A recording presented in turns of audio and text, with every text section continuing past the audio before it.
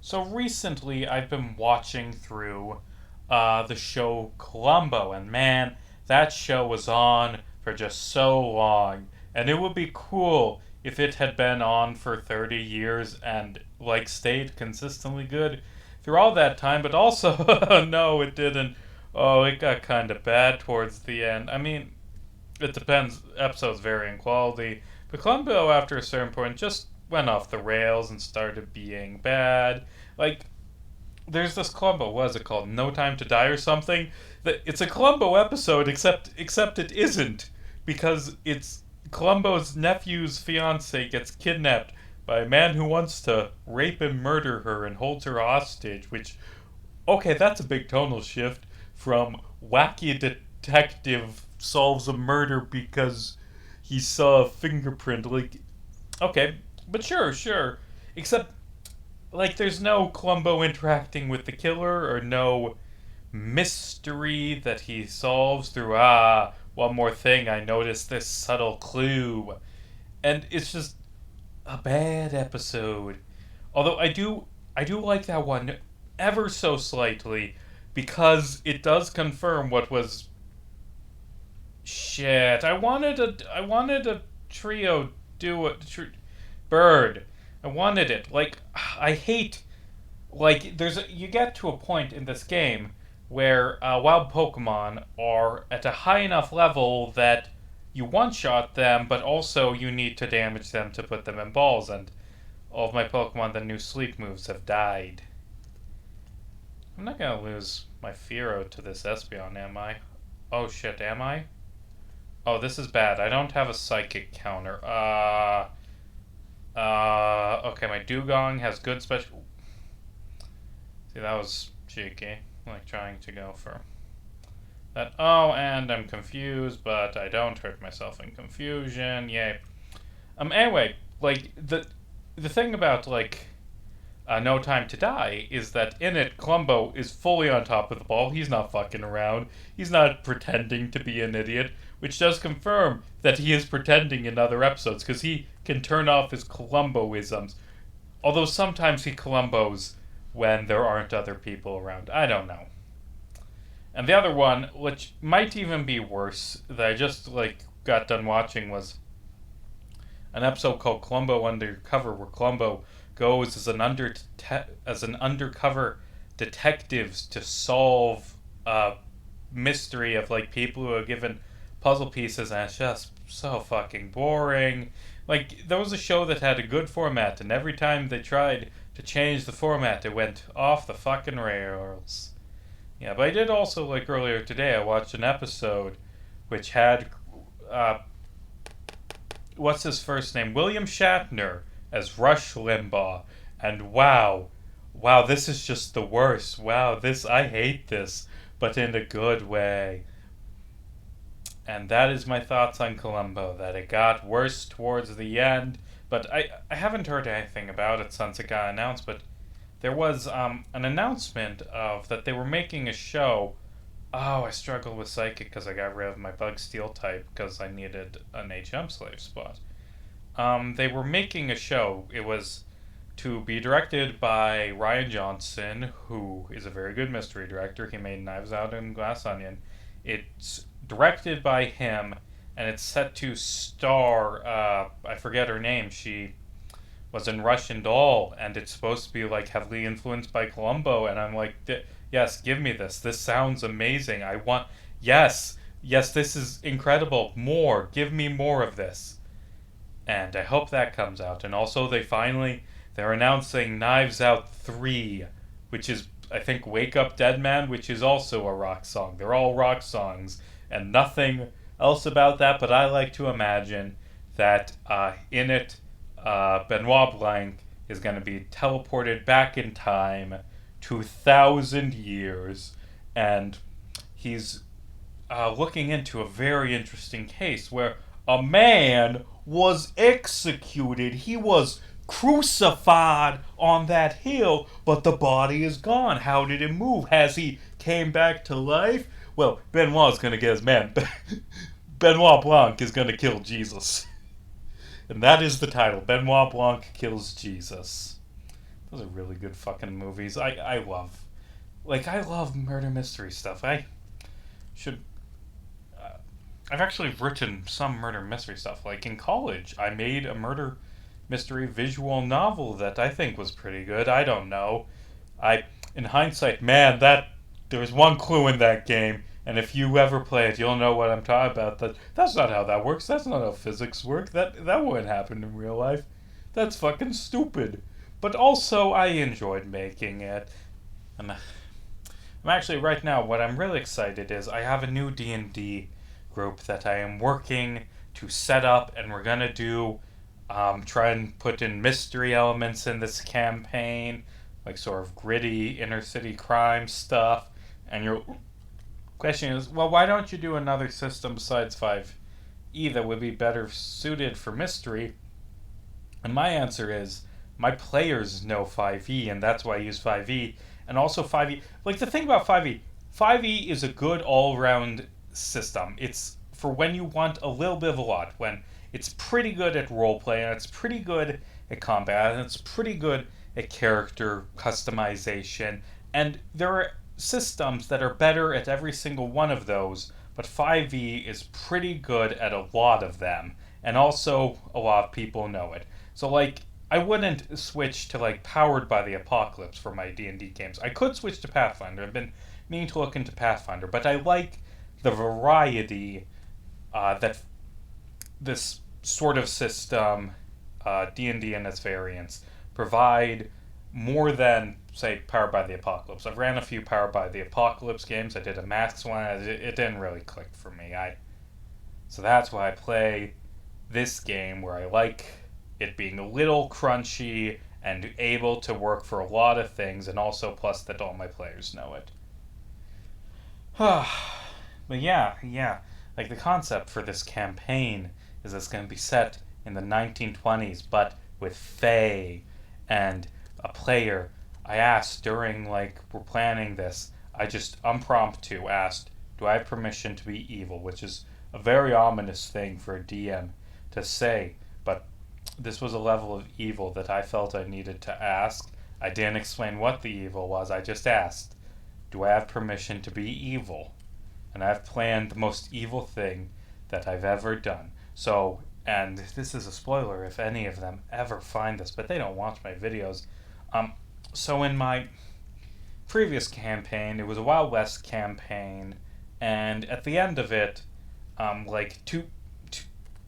in the third from final session, one of the players died, and I'm talking about what to do in the last two sessions with this player, because it's kind of late to introduce a new character, and they say, hey, what if, because we had already talked about how we wanted the next campaign to take place 100 years later and feature, like, a malicious archfey as the main antagonist, and they asked, can I play as that Fae and introduce them and help set up the next campaign? And I decided, oh, sure. I'm just going to watch this unfold. And they were very good at being an evil archfey and making everything go worse. And anyway, at the end of the campaign, they forced an NPC to make a deal with them. This NPC named Travis makes a deal with the Archfey where he, in return for being saved, and the party that he was working with, the main characters, the players, being victorious, he will give the Archfey a child of his. But at the end of the campaign, he killed himself to keep from having to pay that deal. So Faye's not getting it. And he thinks he's clever. And then, cut to 100 years later, we got a new campaign. This new player starts describing what they want their character, and they want their character to have a daughter who she put up for adoption years ago and hasn't talked to in years, but secretly spies on her. And I asked, who's the father? And they're like, just a minor guy. She doesn't know much about him, hasn't seen him in years. I'm like, do I have permission to be evil? And she said, okay, sure. And what I'm going to do is that father, who hasn't been seen in years, is a descendant of Travis, the character from the last campaign, who owed a child to the Fae. And, well, that debt wasn't paid, but hey, you're a descendant of his. This daughter is a descendant of his, which means you can pay his debt. Which means you're mine. I own you now. And I love the idea that I have made a player screw themselves over like this great tragedy in the character's life is caused by another character that they played in the previous campaign, screwing them over without thinking, like just being evil as like la da da da, I'm gonna be the villain, and then gonna suffer, and the Fae is going to take that girl. Why'd I use a repel? I need to catch something in here. I'm gonna do my last encounter before the Elite Four, and I will be doing counter, Kanto. I guess I'll put Ponyta out front. Ponyta can weaken an Ursul ring. Actually, let me go over to that thingamajig. There's probably an item on that rock I can see. And I've said it before that there's a slight keyboard lag, which is why you see things like that. Yeah, I want a Graveler. I've already got a bigger Graveler. Max Revive? I can't use a fucking Max Revive. This is Nuzlocke. This is the death game. This is fucking Sword Art Online, except not bad. It's better than that anime. So what have I've been working on professionally? Well, I got my second Batman video essay, or my first Batman video essay written. I went through Watchmen. I talked about Watchmen a bunch, and if Rorschach is a fascist, and the nuances of the definition of fascist.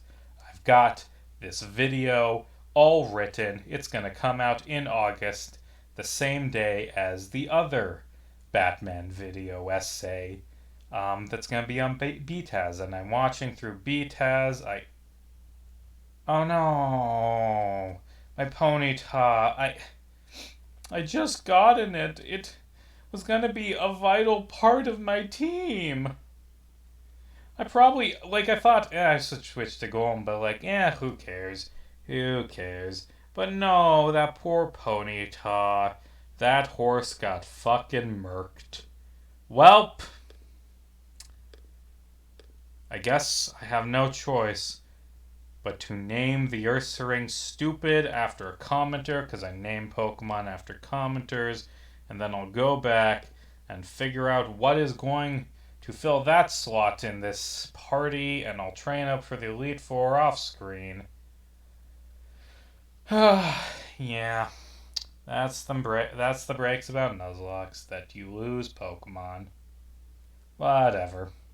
It's fine. I've got a good team. I've got 3 good Pokemon and 2 that are also there. And now I'm going back to using repels, and I don't remember the silver fight here being difficult, but it might be. I'm prepared. Right. Do you have to do a push down stone puzzle? Yeah, you do. Yeah, you do. Or you have to jump down and break your legs. That's cool. But yeah, I got that written. I'm just working on writing lots of stuff. Oops. Hold on. My most recent video, or what I'm working on now is, my recent video, put out today is 4th part in the Empire of Steel D&D Stories series, which you should watch. This one is called The Party Solved the Trolley Problem kinda. It's about the party solving a trolley problem, they put in a moral quandary and they try and solve it, and it's a good part.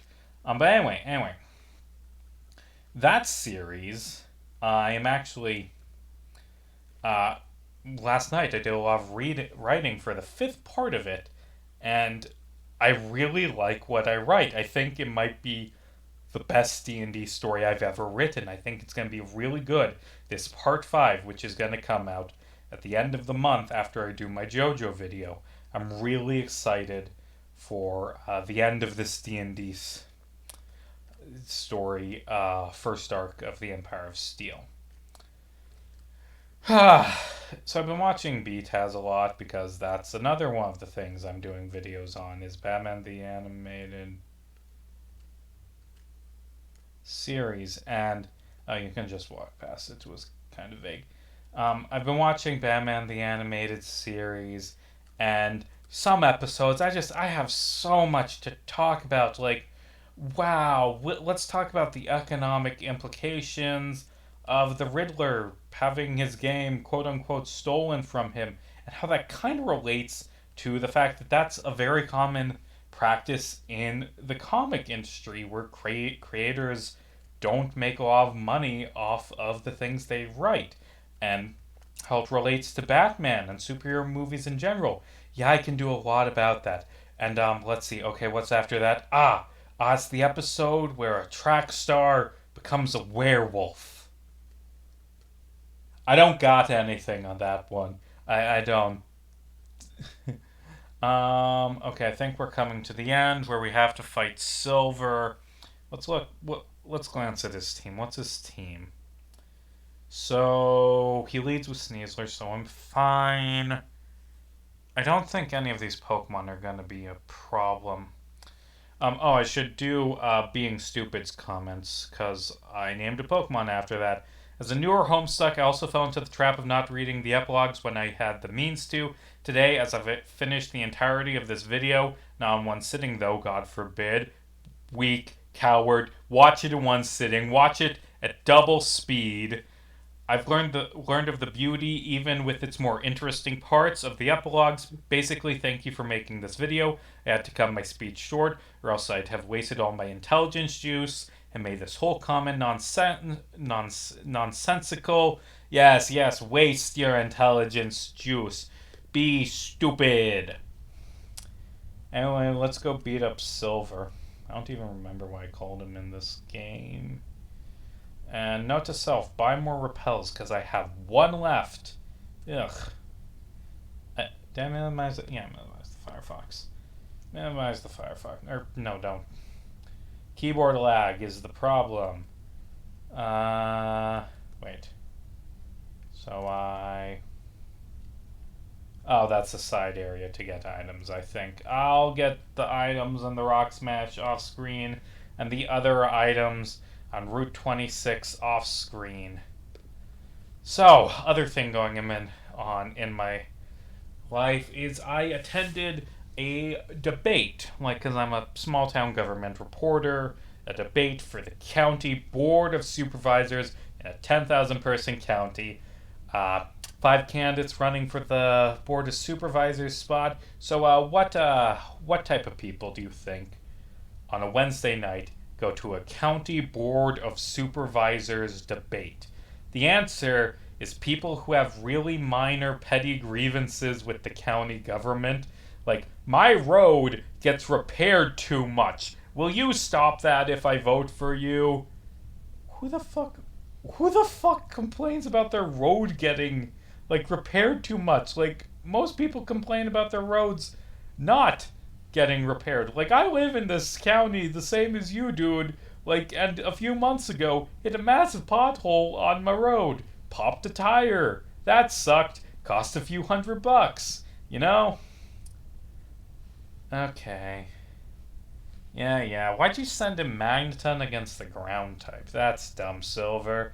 This is why you lose. Not because your Pokemon are weak, although your Pokemon are weak, but because you're dumb. But no, the main issue at that debate is there are plans to build a wind farm on the south part of the county, and a lot of most people don't give a shit, but a handful of people are really, really pissed. Not in my backyard, or actually the yard is not shit.